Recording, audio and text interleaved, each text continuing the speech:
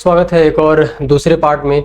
जो कि हमने पिछले पार्ट में आपको 50 एमसीक्यूज जो है काफ़ी मोस्ट इम्पोर्टेंट थे जो कि कंपाउंडिंग एंड स्टाइल प्रिपरेशन के, तो आपने उसे अच्छे से देख लिया होगा, समझ लिया होगा। अब हम देखते हैं इस पार्ट में question 51, why is intramuscular injection volume limited to 5 ml in adults. अब यहाँ पे बात हो रही है कि जो इंट्रामस्कुलर इंजेक्शन होता है, यानी कि जो मांस में लगने वाले इंजेक्शन होते हैं, उसका जो वॉल्यूम होता है कि उसे एक लिमिटेड जो है 5 ही ml जो है वो रखते हैं एडल्ट्स के लिए। ऐसा क्यों? ऑप्शन ए है larger volumes cause pain and tissues damage, B है larger volumes cause hemolysis, C है larger volumes reduce isotonicity, D है लार्जर वॉल्यूम डिस्टेबलाइज ड्रग। अब यहाँ पे जो है कह रहे हैं कि आखिर इन चारों में से कौन सा ऑप्शन है जो करेक्ट है। तो हम जो है इसलिए जो है लार्जर 5 ml से ज़्यादा नहीं रखते हैं, क्योंकि वो अगर ज़्यादा वॉल्यूम रहेगा, यानी कि अगर ज़्यादा वॉल्यूम रहता है उस दवा का, उस इंजेक्शन का, तो पेन भी होगा और जो है ज़्यादा से ज़्यादा टिश्यू डैमेज भी होंगे। ठीक है, तो इसी वजह से जो है हम क्या रखते हैं, ज़्यादा से ज़्यादा 5 ml तक जो है हम इंट्रामस्कुलर इंजेक्शन को रखते हैं। ठीक है, एडल्ट में। तो question 52, which injection type is used for allergy desensitization therapy. यानी कि बात हो रही है यहाँ पे कि जब भी हम एलर्जी डिसेंसिटाइजेशन थेरेपी देते हैं उस वक्त जो हम किस तरह के इंजेक्शन टाइप को यूज करते हैं। ऑप्शन ए है इंट्राडर्मल, बी है सबक्यूटेनियस, सी है इंट्रामस्कुलर, डी है इंट्रावेनस। यानी कि इन चारों में से कौन सा हम जो है रूट या टाइप इंजेक्शन का यूज करते हैं। कब? डिसेंसिटाइजेशन थेरेपी में। अब डिसेंसिटाइजेशन थेरेपी क्या होता है? ये एक ऐसा प्रोसेस है जिसके माध्यम से हम क्या करते हैं, दवाओं को धीरे धीरे देते हैं और धीरे धीरे देते देते हम उनको जो है ऐसा क्रिएट कर देते हैं उनके बॉडी के लिए कि वो फिर सेफ हो जाती है। ठीक है, मान लीजिए हम किसी भी चीज को, मान लीजिए कोई शख्स जो है वो किसी जानवर से डर रहा हो। ठीक है, चलिए मान लीजिए डॉग से डर रहा हो। ठीक है, कुत्ता से अगर वो डर रहा है तो वहां पे हम जो है उसे पहले फोटो दिखाते हैं, फिर जो है हम उसे वीडियो दिखाते हैं, फिर हम उसे जो है दूर से दिखाते हैं, फिर उसके बाद से धीरे धीरे जो है ऐसे करते करते हम एक समय ऐसा आता है कि उसके पास बैठने का हिम्मत जो उसका हो जाता है, वहां तक जो हम उसे कर देते हैं। ऐसे ही जो हम अपनी बॉडी के साथ करते हैं, यानी कि हम बहुत छोटा अमाउंट देते हैं, फिर उसके बाद से थोड़ा सा बढ़ा कर देते हैं अमाउंट।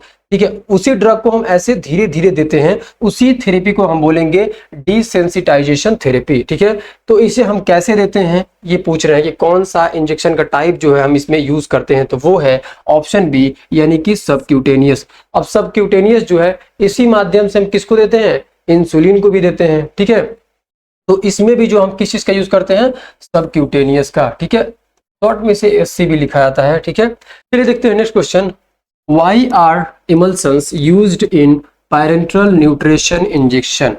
अब यहाँ पे बात हो रही है कि क्यों जो है इमल्सन का यूज जो है हम as a parenteral nutrition injection में करते हैं। अब पेरेंटल न्यूट्रिशन जो है वो होता क्या है? जब भी जो कोई पेशेंट या उसे जो हम माउथ से नहीं दे पाते हैं, ठीक है, वो कुछ एक्सीडेंट हो गया या कुछ ऐसा दिक्कत हो गया जिससे जो हम उन्हें कोई भी सप्लीमेंट जो है वो हम माउथ से नहीं दे सकते हैं, उस समय जो हम यूज करते हैं पेरेंटल न्यूट्रिशन का। ठीक है, अब इसे जो हम इंजेक्शन का यहाँ पे यूज कर रहे हैं। ठीक है, तो यहाँ पे कह रहे हैं ये कि जो हम इमल्सन का यूज करते हैं वो हम क्यों करते हैं पेरेंटल न्यूट्रिशन में। तो ऑप्शन ए है provide calories from fat, B है improve solubility of lipophilic vitamin, या सी है सप्लाई इसेंशियल फैटी एसिड्स, या डी है ऑल ऑफ द एबव। तो ये जो इमल्सन्स होते हैं, ऐसा आप एग्जांपल में आपको दे रहे, पढ़े होंगे आप ये। ठीक है, जैसे कि अब आप जो है 2 साल के बाद इस चीज को पढ़ रहे हैं। ठीक है, तो आप हो सकता है कि भूल भी गए हो, तो थोड़ा बहुत ओवरव्यू मैं आपको दे रहा हूँ। जैसे इमल्सन्स वो ड्रग होती हैं, जैसे कि कुछ ऐसे ड्रग्स होते हैं जिसे जो हम मिक्स जो है जबरदस्ती करते हैं। ठीक है, यानी कि जैसे हम उसे मिलाने की कोशिश करते हैं लेकिन वो मिलता नहीं है। जैसे अगर हम जो है वाटर में अगर हम ऑयल को मिलाएं तो वो मिल तो जाएगा लेकिन वो मिक्स नहीं होगा। ठीक है, वाटर और ऑयल को जब मिलाएंगे तो वो मिक्स नहीं होगा। ऐसे जो ड्रग होंगे उसको जो हम बोलेंगे इमल्सन्स। ठीक है, अब यहाँ पे कह रहे हैं कि इसका जो हम यूज करते हैं वो क्यों करते हैं, प्रोवाइड कैलोरीज फ्रॉम फैट, यानी कि यहाँ पे जो हम क्या कर रहे हैं, फैट से जो हमें कैलोरीज मिलती है इसके लिए, और जो लिपोफिलिक विटामिन होती हैं, ठीक है, उसकी सॉल्युबिलिटी इंप्रूव करने के लिए, और जो है जो फैटी एसिड मतलब जो इसेंशियल्स होती हैं उसको सप्लाई देने के लिए, ठीक है। तो ऑप्शन डी जो है वो ऑल ऑफ द अबव जो है, मान लीजिए जैसे भी उनको करके जो है एक सोर्स ऑफ एनर्जी जो है उस पेशेंट को या उस मरीज को जो है दिया जाता है इसके प्रोसेस। तो ऑप्शन डी जो है वो करेक्ट है, ठीक है। तो नेक्स्ट क्वेश्चन है, why are preservatives contraindicated in intrathecal injection. अब यहाँ पे बात हो रही है कि जो प्रिजर्वेटिव होता है, ठीक है, उसे हम जो है क्यों नहीं देते हैं, किसमें, इंट्राथेकल इंजेक्शन में। अब इंट्राथेकल इंजेक्शन जब भी बनाते हैं, फॉर्मुलेट करते हैं उसको, तो वहां पे हम जो है प्रिजर्वेटिव जो है वो कॉन्ट्रा इंडिकेटर रखते हैं, यानी कि उसको जो है हम वहां पे मिक्स नहीं करते हैं या प्रिजर्वेटिव उसमें नहीं रखते हैं। क्यों? ऑप्शन ए है न्यूरोटॉक्सिटी रिस्क, बी है रिड्यूस आइसोटोनिसिटी, या सी है इंक्रीज विस्कोसिटी, या डी है कॉज क्रिस्टलाइजेशन। तो कौन सा ऑप्शन जो वो करेक्ट है? जब भी जो है इंट्राथेकल इंजेक्शन एक तरह का ऐसा इंजेक्शन है जिसे जो हम डायरेक्ट कहाँ पे देते हैं, जो हमारे रीढ़ की हड्डी के पास या स्पाइनल कॉर्ड के पास जो CSF होता है, यानी कि सेरेब्रो स्पाइनल फ्लूइड, ये जो होता है, ठीक है, इसी में जो हम डायरेक्टली इसको जो है इंट्राथेकल इंजेक्शन को देते हैं। तो ये कह रहे हैं कि ऐसे इंजेक्शन में हम प्रिजर्वेटिव क्यों कॉन्ट्रा इंडिकेटेड रखते हैं, क्यों जो है हम प्रिजर्वेटिव को नहीं रखते हैं। तो यहाँ पे ऑप्शन है वो ए, यानी कि न्यूरोटॉक्सिटी रिस्क जो है वो बढ़ जाती है। जब भी जो प्रिजर्वेटिव मतलब दिया जाता है किसी भी ड्रग के सेफ्टी के लिए, लेकिन वहां पे जो है क्या क्रिएट करता है, ये न्यूरोटॉक्सिटी जो है रिस्क जो है वो बढ़ा देता है, ठीक है, हमारे न्यूरॉन को खतरा इससे पहुंच सकता है, जिसकी वजह से इसे जो है कॉन्ट्रा इंडिकेटेड रखते हैं, ठीक है। आगे क्वेश्चन देखते हैं, which sterilization method is used for plastic syringe before filling. अब यहाँ पे जो है बात कर रहे हैं कि जो प्लास्टिक सिरिंज होती है उसके यूज करने से पहले या फिलिंग करने से पहले हम कौन सा मेथड स्टेरिलाइजेशन का अपनाते हैं। ऑप्शन ए है गामा रेडिएशन, बी है ऑटोक्लेविंग, सी है ड्राई हीट, डी है फिल्ट्रेशन। तो यहाँ पे जो हम जो प्लास्टिक सिरिंज होती है उसको अगर हमें कुछ भरना हो या कुछ उसे फिलिंग करना हो, उस वक्त जो है हम क्या करते हैं, ऑप्शन ए यानी कि गामा रेडिएशन के थ्रू जो हम क्या करते हैं, स्टेरिलाइजेशन करते हैं, ठीक है, स्टेरिलाइजेशन करते हैं किसका, जो भी प्लास्टिक सिरिंज होती है, ठीक है, इसके थ्रू, गामा रेडिएशन के थ्रू, ठीक है। ऑप्शन ए जो है करेक्ट है। अगला क्वेश्चन है, why is osmolarity adjustment critical in paediatric injection. अब यहाँ पे बात हो रही है कि जो ऑस्मोलरिटी एडजस्टमेंट होते हैं वो पीडियाट्रिक इंजेक्शंस में क्यों बहुत ज्यादा क्रिटिकल होते हैं, क्यों बहुत ज्यादा महत्वपूर्ण होते हैं। ऑप्शन ए है children are more sensitive to osmotic imbalance, या बी है प्रिवेंट हेमोलाइसिस, सी है प्रिवेंट वेन इरिटेशन, डी है ऑल ऑफ द अबव। तो आपको सिंपल सा समझ में आ गया होगा कि जो पीडियाट्रिक इंजेक्शंस होते हैं और जो चिल्ड्रन यानी बच्चे की जो बॉडी होती है वो काफी ज्यादा जो है इमेच्योर होती है, उस कंडीशन को देख के और जो है उस बच्चे को जो आरबीसीज हैं अगर हम इसे इंजेक्शन के थ्रू देते हैं तो वो हेमोलाइसिस ना हो जाए, यानी कि आरबीसी ना टूट जाए या वेन में बहुत ज्यादा इरिटेशन ना हो जाए, इसकी वजह से जो है ये महत्वपूर्ण होता है, उसे जो हम ऑस्मोलरिटी एडजस्टमेंट जो है वो करते हैं, ठीक है। तो ऑप्शन डी जो है यानी कि ऑल ऑफ द अबव जो ये करेक्ट है। अब ये ऑस्मोलरिटी एडजस्टमेंट जो है ये काफी जरूरी होता है एडल्ट में भी, क्योंकि दिक्कत हो जाती है काफी, ठीक है। अब जैसे कि जो हमारा और ऑस्मोटिक कंसंट्रेशन जो हम फ्लूइड दे रहे हैं या जो भी हम इंजेक्शन दे रहे हैं उसका बिल्कुल सेम होना चाहिए अगर हम वेन से दे रहे हैं तो, ठीक है। अगर थोड़ा सा भी डिसबैलेंस हुआ तो ये सारी दिक्कतें जो है फिर वापस आ जाएंगे, ठीक है।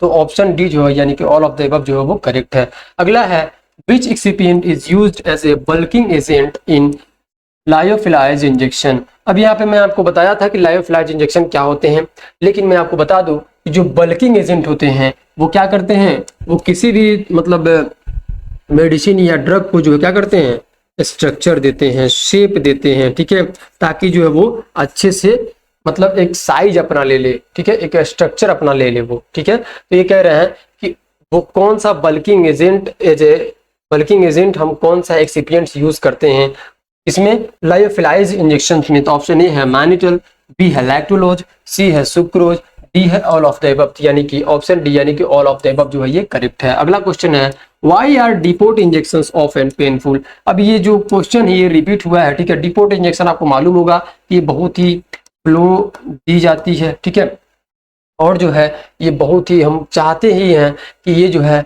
इसका एब्जॉर्प्शन जो है काफ़ी स्लो हो, और जो है जो अगर हम इसे जो है मतलब कैसे भी करके देते हैं तो इरिटेशन होता ही होता है, और लार्ज आयली वॉल्यूम जो है इसका होता है, जिसकी वजह से हमारे मतलब पेन जो है वो होते हैं, ठीक है। तो स्लो ऑब्जर्प्शन भी होता है, लार्ज आयली वॉल्यूम होता है, और टिश्यू इरिटेशन भी होता है, ठीक है। तो ऑल ऑफ द एबव जो है ये भी करेक्ट है, ऑप्शन डी जो है वो करेक्ट है, ठीक है। अगला क्वेश्चन है which injection type is used for diagnostic skin test, example tuberculin.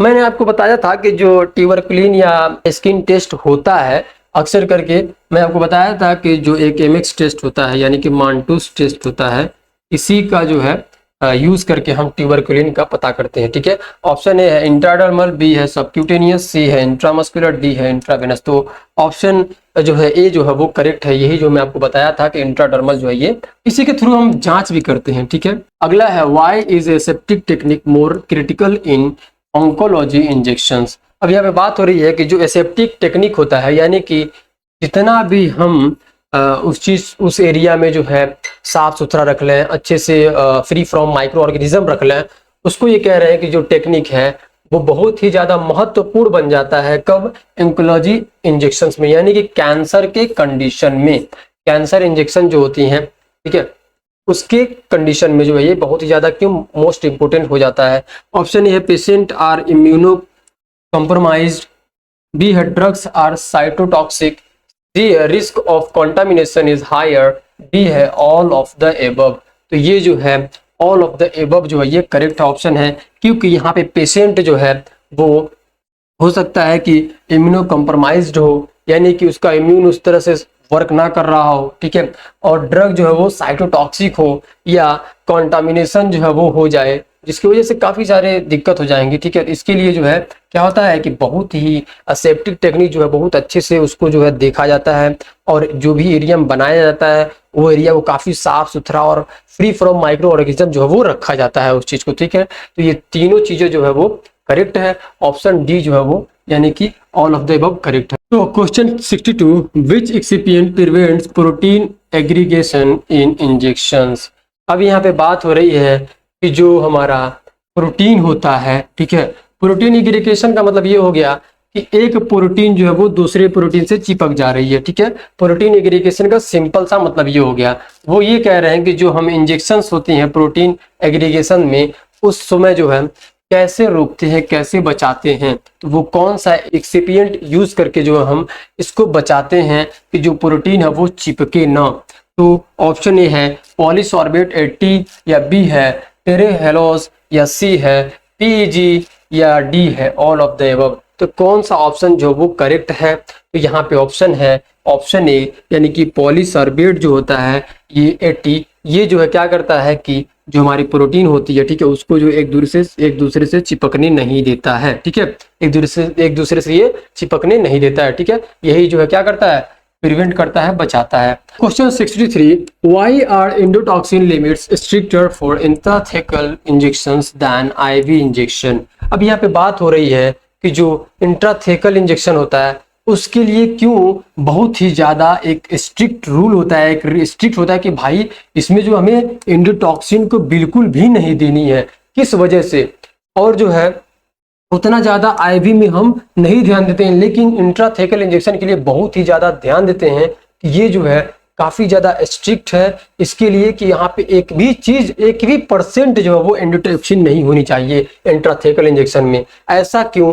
Option A है CNS is highly sensitive to endotoxins, B है ब्लड डायल्यूट्स एंडोटॉक्सिन्स, सी है endotoxins degrade faster in blood, and D है none. तो कौन सा option जो वो correct है? यानी कि ऑप्शन है ए, यानी कि CNS is highly sensitive to endotoxins, यानी कि जो हमारा सेंट्रल नर्वस सिस्टम होता है वो काफी ज्यादा सेंसिटिव होता है, जो कि एंडोटॉक्सिन्स इजीली जो है इसको हार्मफुल कर सकता है, ठीक है, हार्म पहुंचा सकता है, ठीक है।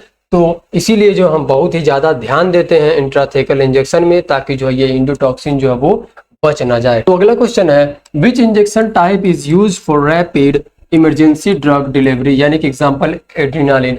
अब यहाँ पे जो है हम जो इमरजेंसी ड्रग डिलीवरी है उसको अगर हम रैपिड दे रहे हैं, जल्दी देना चाह रहे हैं, उस समय जो हम कौन सा इंजेक्शन टाइप यूज करेंगे जो कि एड्रेनालिन है, ठीक है, उसको अगर हम किसी को बहुत ही इमरजेंसी कंडीशन में तुरंत देना चाह रहे हैं, उसमें उस समय जो हम कौन सा इंजेक्शन टाइप यूज करेंगे। ऑप्शन ए है इंट्रावेनस बोलस, या बी है इंट्रामस्कुलर इंजेक्शन, या सी है सबक्यूटेनियस इंजेक्शन, या डी है all of the above depending on situation. अब यहाँ पे डी जो है ऑप्शन वो करेक्ट है, all of the above depending on situation. हो सकता है कि उस पेशेंट को मतलब ऐसा चोट लगा हो बहुत तेज ज्यादा, फिर उस कंडीशन में आप क्या करेंगे, यानी कि ये सिचुएशन के हिसाब से जो हम इस चीज को देते हैं, ठीक है, ड्रग को डिलीवर करते हैं उस पेशेंट में, ठीक है। अगला क्वेश्चन है which injection type is most suitable for monoclonal antibody therapy. अब यहाँ पे जो है ये क्वेश्चन फिर रिपीट हो रहा है, तो यहाँ पे ऑप्शन है वो है ऑल ऑफ द अबव। हम यहाँ पे जो है जो मोनोक्लोनल एंटीबॉडी थेरेपी है उसको जो हम क्या कर रहे हैं, आईवी इन्फ्यूजन से दे सकते हैं, आईएम यानी इंट्रामस्कुलर बोलस, या सबक्यूटेनियस डिपोर्ट करके हम इसे दे सकते हैं, किसको, मोनोक्लोनल एंटीबॉडी थेरेपी को, ठीक है। तो और डी को ऑप्शन जो है वो करेक्ट है। अगला है which excipient prevents protein aggregation in biologic injection. अब यहाँ पे बात हो रही है कि जो बायोलॉजिक इंजेक्शंस होते हैं, ठीक है, अब उसमें जो है हम प्रोटीन एग्रीगेशन यानी कि प्रोटीन एक दूसरे से चिपक ना जाए उसके लिए हम कौन सा यूज करते हैं एज एक्सिपिएंट। ऑप्शन ए है पॉलीसॉर्बेट 80, बी है PEG 400, या सी है सॉर्बिटॉल, या डी है इरिटिए।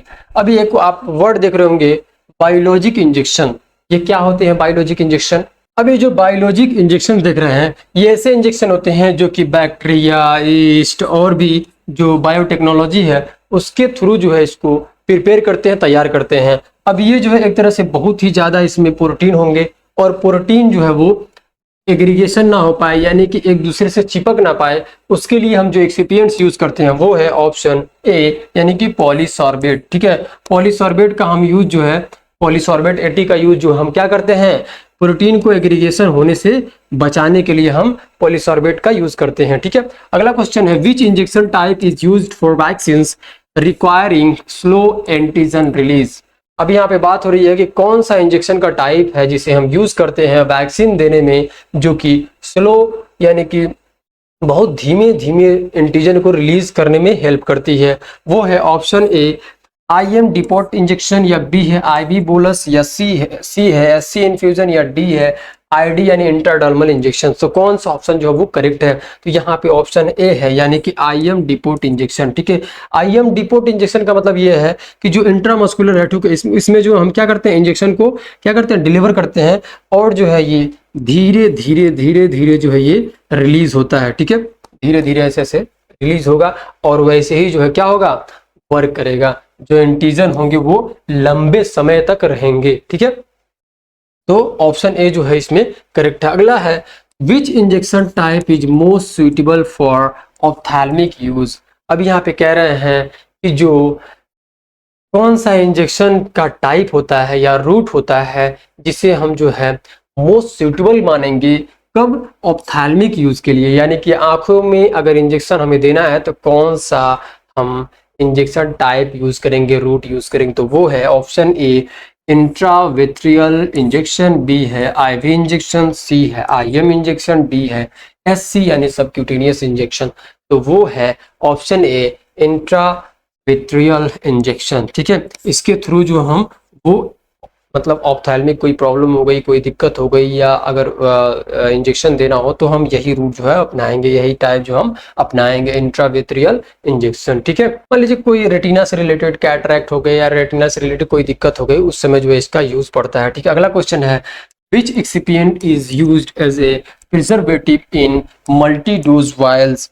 तो कौन सा ऑप्शन जो है वो है जो कि हम उसे एक्सिपिएंट्स मानते हैं और उसका यूज जो है एज ए प्रिजर्वेटिव होता है मल्टी डोज वायल्स में, यानी कि जिससे जो हम बार बार मान लीजिए एक मल्टी डोज हम एक मतलब वायल्स ले लिए, बार बार जो है हम क्या निकाल रहे हैं उस दवा को जो है निकाल रहे हैं। तो कौन सा जो प्रिजर्वेटिव है उसका यूज करेंगे उसमें। ऑप्शन ए है बेंजाइल अल्कोहल, बी है फेनॉल, सी है क्लोरोब्यूटानॉल, डी है ऑल ऑफ द अबव। तो कौन सा ऑप्शन जो है वो करेक्ट है, वो है ऑप्शन डी, यानी कि ऑल ऑफ द अबव जो हम यूज करते हैं, यानी सभी का जो हम यूज करते हैं जब भी मल्टी डोज वायल्स में प्रिजर्वेटिव रखना हो। ठीक है, अगला है air velocity in laminar air flow hood is maintained eight.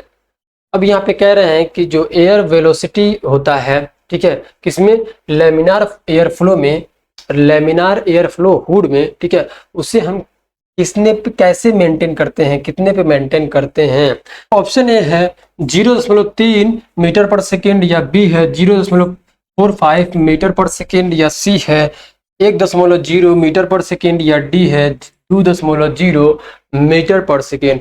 यानी कि जो हमारा क्वेश्चन है कि जो एयर वेलोसिटी होता है, ठीक है, लैमिनार एयर फ्लो हुड में, उस समय जो मेंटेन करना रहता है एयर वेलोसिटी का, वो कितना होता है, वो है ऑप्शन बी, यानी कि 0.45 मीटर पर सेकेंड। ठीक है, 0.3, 0.45, 1.0 एंड 2.0। ठीक है, ये जो है क्या है, मीटर पर सेकेंड है। ठीक है, तो ऑप्शन बी जो है वो करेक्ट है, 0.45 मीटर पर सेकेंड। अगला है HEPA filter efficiency in laminar flow hood is. अब देखिए क्वेश्चन में बार बार चीज आ रहा है, क्या, लैमिनार एयर फ्लो हुड, ये क्या है। लैमिनार एयर फ्लो मतलब ये होता है, सिंपल सा भाषा समझ लीजिए कि लैमिनार एयर फ्लो जो है, देखिए या तो ये हॉरिजॉन्टल होगा या तो वर्टिकल होगा। ये लैमिनार एयर फ्लो जो है दो ही तरह से हो सकता है, या तो क्या होगा, हॉरिजॉन्टल होगा या तो वर्टिकल होगा। अब जो है ये जो हुड है, ये क्या है, ये एक तरह के प्रोसेस होते हैं। ठीक है, एक तरह से मशीन मान लीजिए, ठीक है, इसके अंदर जो है ये लैमिनार एयर फ्लो होता है। अब जो है मान लीजिए हमें कोई मतलब अब दवा बनानी है, ठीक है, या कोई ऐसा धुआं है जिसे जो है हमें लैमिनार एयर फ्लो के थ्रू जो अगर हम काम करेंगे तो वो बहुत फैलेगा नहीं। ठीक है, उस चीज को बचने के लिए हम लैमिनार एयर फ्लो का यूज करते हैं। ठीक है, अब आगे मैं आपको बताऊंगा, आगे क्वेश्चन है। अब यहाँ पे समझिए जो हेपा फिल्टर होता है उसका जो एफिशिएंसी है वो कितना होता है एयर लैमिनार मतलब फ्लो जो हुड है उसमें। ऑप्शन ए है 90%, बी है 95%, सी है 99.97% फॉर 0.3 माइक्रोमीटर और पार्टिकल्स, या डी है 100%। तो इफिशियंसी का मतलब ये होता है कि जो ये फिल्टर है ना, हेपा फिल्टर, ठीक है, ये फिल्टर जो है किस तरह से करता है, किस तरह से इसका एफिशिएंसी है इसमें लैमिनार फ्लो हुड में। तो ऑप्शन है सी, यानी कि 99.97% फॉर 0.3 माइक्रोमीटर जो है पार्टिकल्स को ये जो है क्या करता है, छान देता है, ये जो है मतलब फिल्टर कर देता है, ये समझ लीजिए। ठीक है, तो ऑप्शन सी जो है वो करेक्ट है। अब जो हेपा फिल्टर होता है, हाई इफिशियंसी पार्टिकुलर एयर, ठीक है, हाई एफिशिएंसी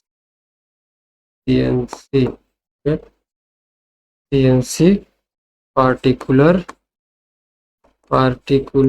एयर, ठीक है, इसका ये फुल फॉर्म हो गया। ठीक है, अब जो है ये मतलब ऐसा फिल्टर होता है, जैसे मान लीजिए कहीं पर जो हमें ऐसा चाहिए कि वहां पे डस्ट का जो है ना वो छोटा सा छोटा पार्ट भी ना हो, कोई बैक्टीरिया वायरस कुछ भी ना हो, उस वक्त जो है हेपा फिल्टर का यूज होता है। ठीक है, अब ये जो है इसका जो एफिशिएंसी होता है, यानी कि ये जो है 99.97% चीजों को जो है पार्टिकल्स को जो ये निकाल देता है, फेंक देता है बाहर। ठीक है, और साफ हवा जो है वो देता है। ठीक है, एकदम ऐसा एयर, ऐसा हवा कि जिसमें जो है कोई भी डस्ट, कोई भी पार्टिकल्स नहीं होते हैं। ठीक है, तो ये ऑप्शन सी जो है वो करेक्ट है।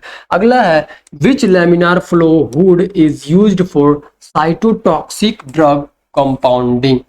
अब मैं आपसे बताया हूं कि जो लैमिनार फ्लो हुड है वो दो तरह से होते हैं, एक जो वर्टिकल होता है, एक हॉरिजॉन्टल होता है। अब वर्टिकल या यूज होता है या हॉरिजॉन्टल यूज होता है, कब, साइटोटॉक्सिक ड्रग कंपाउंडिंग में, यानी कि जब साइटोटॉक्सिक ड्रग जो बनती हैं, यानी कि उससे जो है किसी को भी खतरा हो सकता है, उस वैसी ड्रग को जब हम बनाते हैं, कंपाउंड करते हैं, यानी कि उसे जब हम फॉर्मुलेशन करते हैं, बनाते हैं, उस वक्त जो है किस तरह के लैमिनार फ्लो जो है वो हुड जो है यूज होता है। ऑप्शन ए है हॉरिजॉन्टल एलएएफ, या बी है वर्टिकल एलएएफ विथ एग्जॉस्ट, या सी है class first bio safety cabinet.